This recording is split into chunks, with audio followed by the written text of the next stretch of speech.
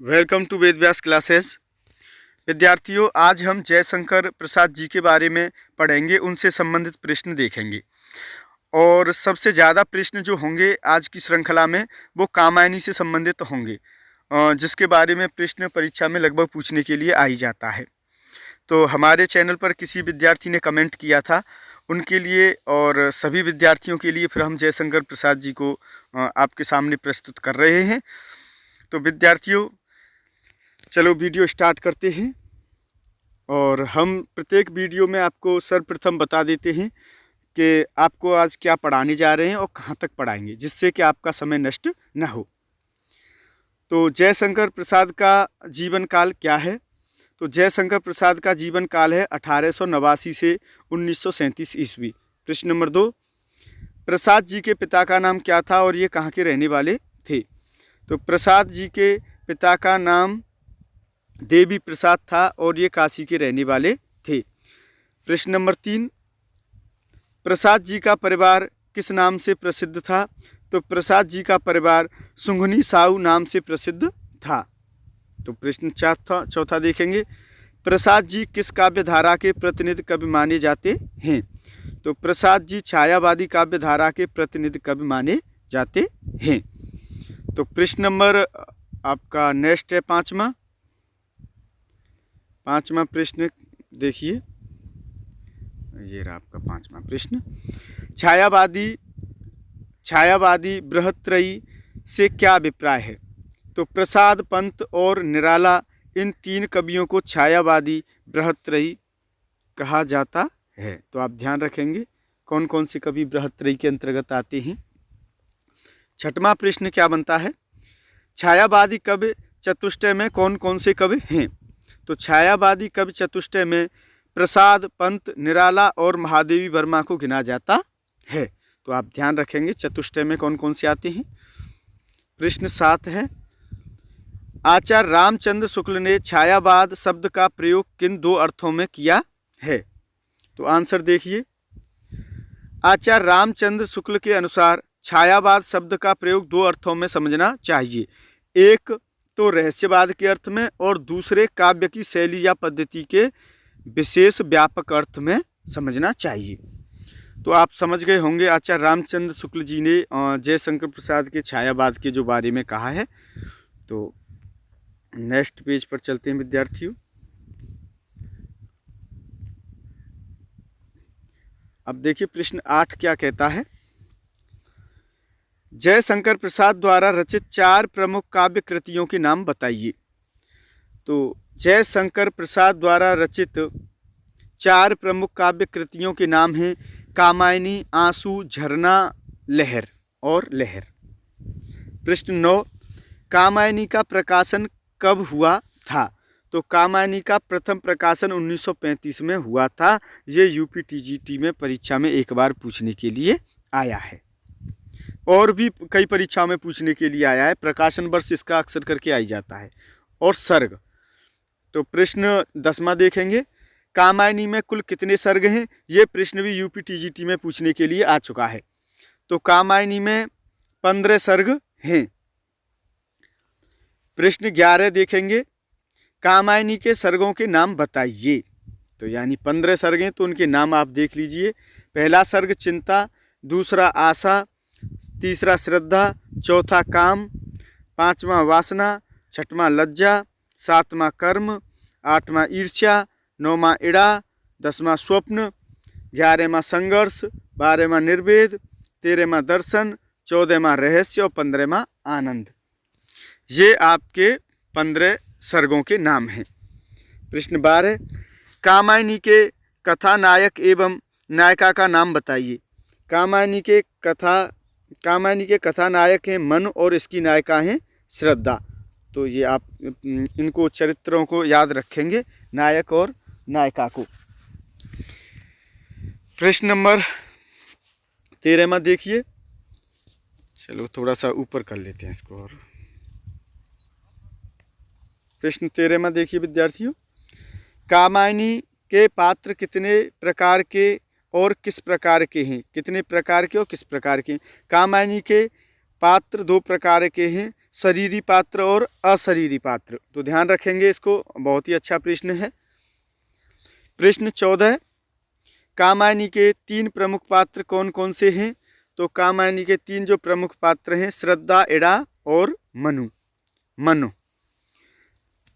प्रश्न 15 देखेंगे विद्यार्थियों, कामायनी के 2 अशरीरी पात्रों के नाम बताइए।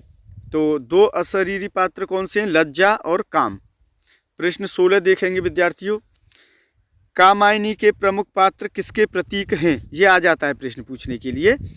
तो कामायनी में मनु मन के प्रतीक हैं, श्रद्धा हृदय का प्रतीक तथा इड़ा बुद्धि का प्रतीक है। प्रतीकों से संबंधित प्रश्न बनता है।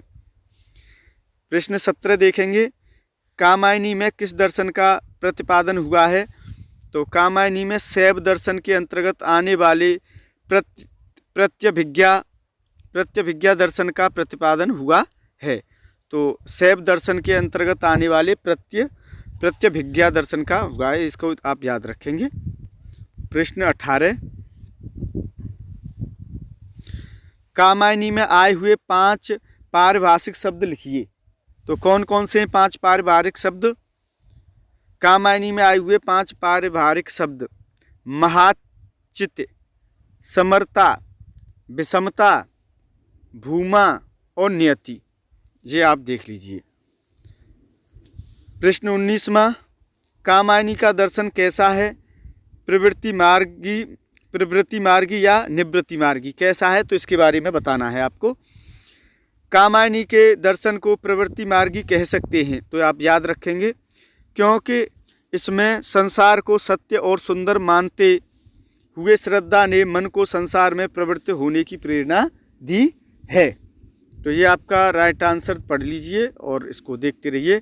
प्रश्न नंबर 20वां देखिए, काम से प्रसाद का तात्पर्य क्या है? तो प्रसाद ने काम के भौतिक और आध्यात्मिक 2 अर्थ माने हैं। कौन कौन से 2 अर्थ माने हैं? भौतिक और आध्यात्मिक। काम एक ओर तो वासना के अर्थ में प्रयुक्त है, तो दूसरी ओर संकल्प इच्छा के अर्थ में प्रयुक्त है। सृष्टि का मूल उत्पादक है और जीवन की मंगल विधायिनी शक्ति है। तो ये इसका आप आंसर पढ़ते जा रहे हैं हम। अति लघुत्तरीय प्रश्न है ये, कुछ बड़े भी हैं एक आध प्रश्न, लेकिन वो समझाने के ऊपर डिपेंड है। 21वां देखिए, कामायनी की भाषा की 2 प्रमुख विशेषताएं क्या हैं? तो कामायनी की भाषा में प्रतीकात्मकता एवं लाक्षणिकता का समावेश है। तो आप दोनों विशेषताओं को याद रखेंगे। प्रश्न 22 देखेंगे विद्यार्थियों, कामायनी का शाब्दिक अर्थ क्या है? तो कामायनी का शाब्दिक अर्थ है काम का अयन, जिसमें वह अर्थात जिसमें काम का निवास है, उसे कामायनी कहा जाएगा। तो समझ में आ गया होगा आपकी में कामायनी का अर्थ। विद्यार्थियों देखो, अगर प्राथमिक स्तर के विद्यार्थी यानी अभी उन्होंने हिंदी साहित्य को पढ़ना स्टार्ट किया है, तो वो विद्यार्थी जीवन परिचय से स्टार्ट करें तो अच्छा रहता है। और हम अगर किसी विषय वस्तु को खंड खंड में पढ़ेंगे तो वो हमें जल्दी याद होगी और अधिक समय तक याद रहेगी। प्रश्न 23 देखेंगे, कामायनी किसका नाम है और क्यों? तो कामायनी श्रद्धा का ही दूसरा नाम है। तो देख लो कामायनी किसका नाम है, तो श्रद्धा का ही दूसरा नाम है। प्रसाद जी ने उसे काम और रति की पुत्री माना है। काम गोत्रजा इत कामायनी, ये कहकर ऋग्वेद में उसका उल्लेख किया गया है। कामायनी शब्द का देखो ऋग्वेद में भी उल्लेख मिलता है, काम गोत्रजा इत कामायनी। तो ध्यान रखेंगे, कुछ चीज़ें आपको नई मिल रही होंगी सीखने के लिए और मिलनी भी चाहिए विद्यार्थियों को। 24वां देखेंगे, कामायनी किस प्रकार का काव्य ग्रंथ है?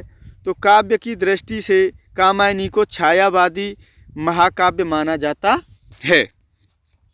अगर प्रश्न विद्यार्थियों आपको अच्छे लगते हैं तो आप कमेंट करना न भूलें और चैनल को लाइक सब्सक्राइब अवश्य करें विद्यार्थियों।